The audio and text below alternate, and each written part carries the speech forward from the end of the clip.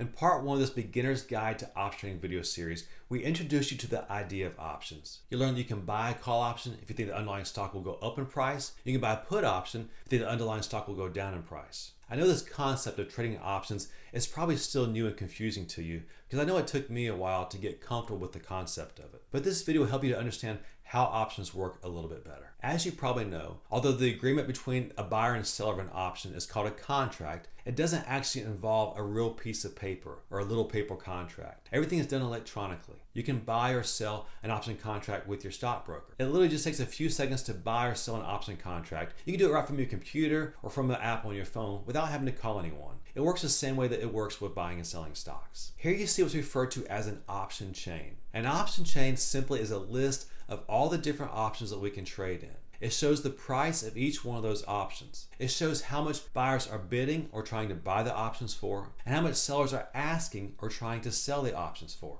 Every option trading broker will have a similar type of option chain you can look at. Here you see the exact same option chain, but from my eTrade trading platform. In addition to finding available option chains in your account with your broker, you can also find them by going to places such as Yahoo Finance and clicking on the Options tab. Here you see the call option chain for Apple with the expiration date of August 5th. Let's use the option chain found on eTrade because it's a little bit simpler of a platform than Interactive Brokers. Again, you're looking at the option chain, which shows you all the available options and prices of each option. Almost all the popular companies have options, and even many of the ones that aren't quite as well known, they also have options that you can trade in them. However, as you can see here, not every company has options that you can trade. To see if a stock has options that can be traded, you simply type in the ticker symbol and go to the options section. If there's no options available, then it'll simply say no options found. Let's go through this example using our Apple stock. So by typing in Apple's ticker symbol, AAPL, you can see that there are a bunch of expiration dates and strike prices to choose from. I'm just showing the 5 strike prices that are closest to Apple's current price. Today is the first day of August. Notice that there are multiple expirations dates for August. And then if I go down to the farthest dated option, the farthest one out in time expires in June of 2024, or just under 2 years from now. I know this can seem overwhelming at first, but it'll get easier for you and soon will come second nature to you. Now let me explain to you in the simplest way possible how these options work. But before we get to know how these options are priced, let's go over some of the very basic characteristics of options, and I'll even show you how you can simply read this option chain.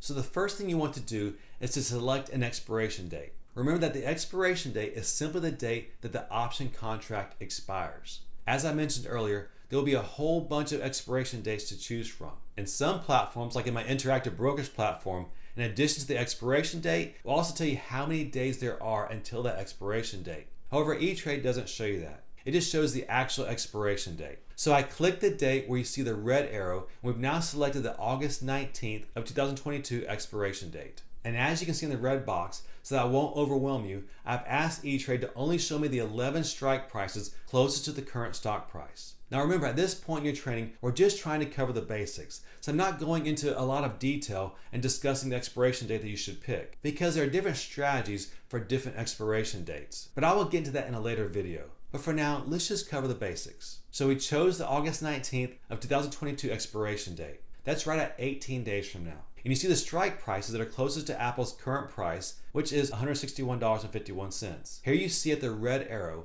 on the left side of the screen in the red box that these are the call options that expire on August 19th. And now in the red box on the right side, these are the put options that expire on the same expiration date, August 19th.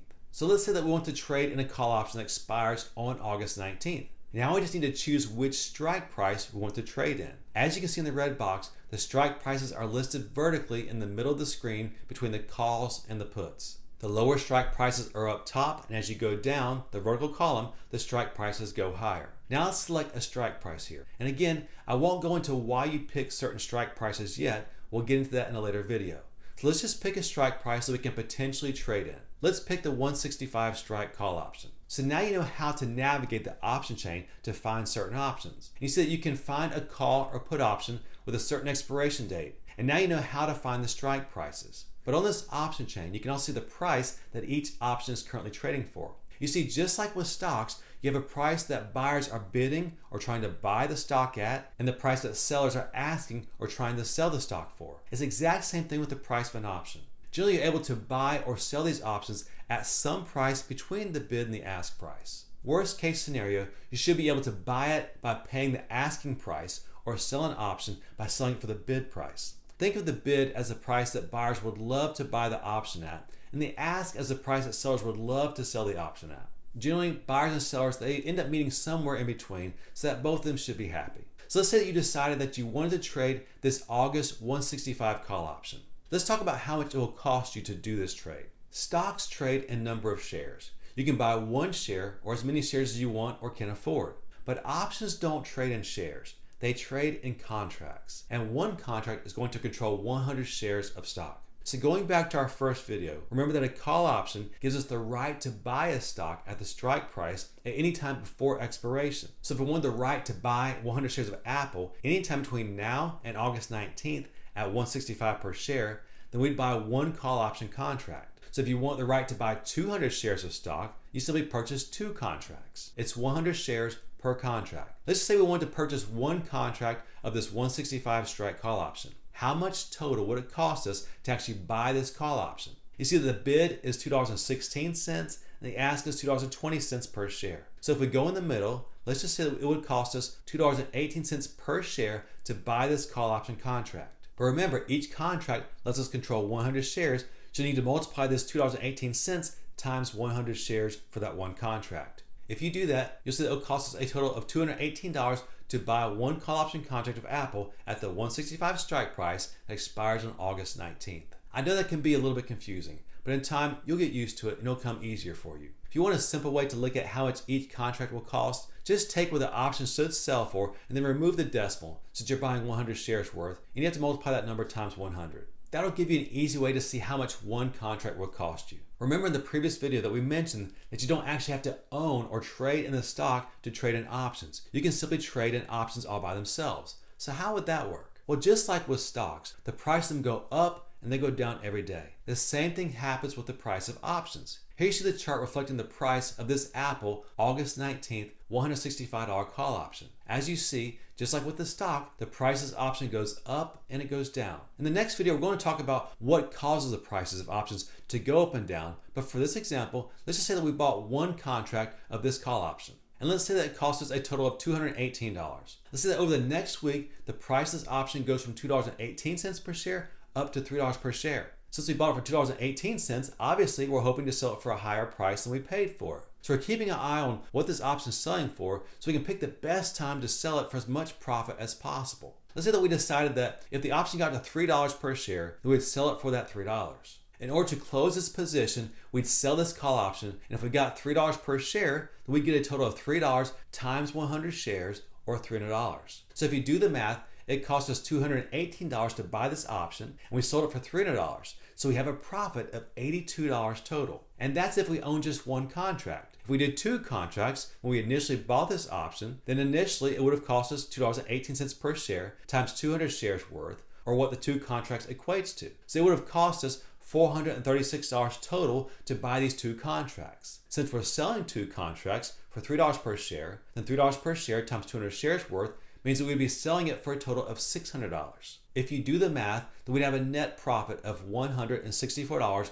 for those two call option contracts. Now there are several reasons why the value of an option goes up and it goes down. Back in the first video of this beginner's guide, we alluded to the fact that the price of an underlying stock affects the price that an option is selling for. However, there are two other factors that go into what determines the price of an option. We'll go into those factors later in this video series. But just remember that typically, if the underlying stock price goes up, then the value of a call option will also typically go up. If the price of the underlying stock goes down, then typically the value of a put option will actually go up. Remember, when you own a call, you're hoping that the underlying stock price goes up. Conversely, when you own a put, you're hoping that the underlying stock price goes down. There are two other factors that affect the price of an option, and they're very important for you to learn, and that's why we're going to go into detail about them in the next video in this series. So let's recap what you've learned so far. You've learned what an option chain is and what it looks like. It's simply the place where you look to find all the options that are available to trade in. You've learned how much they're selling for. You can also find option chains in multiple places, including on your stock and option broker's account.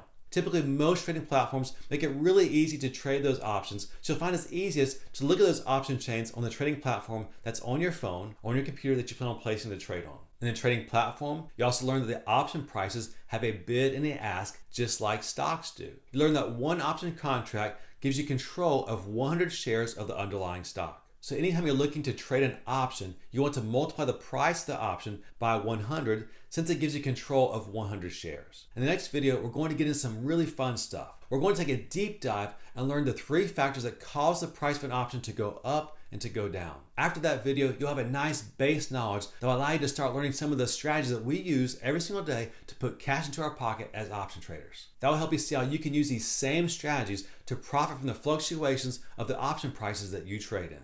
If you found this video helpful, please hit the thumbs up like button. And if you want to be a more profitable stock and option trader, please hit the subscribe button and bell notification. If you'd like to receive alerts when we do trades, consider the benefits of becoming a patron down at the link in the description below. To move on to the 3rd video in this series, please click the video at the link above and the description below to see part 3 of this beginner video series. Until next time, happy investing, and we'll see you again soon.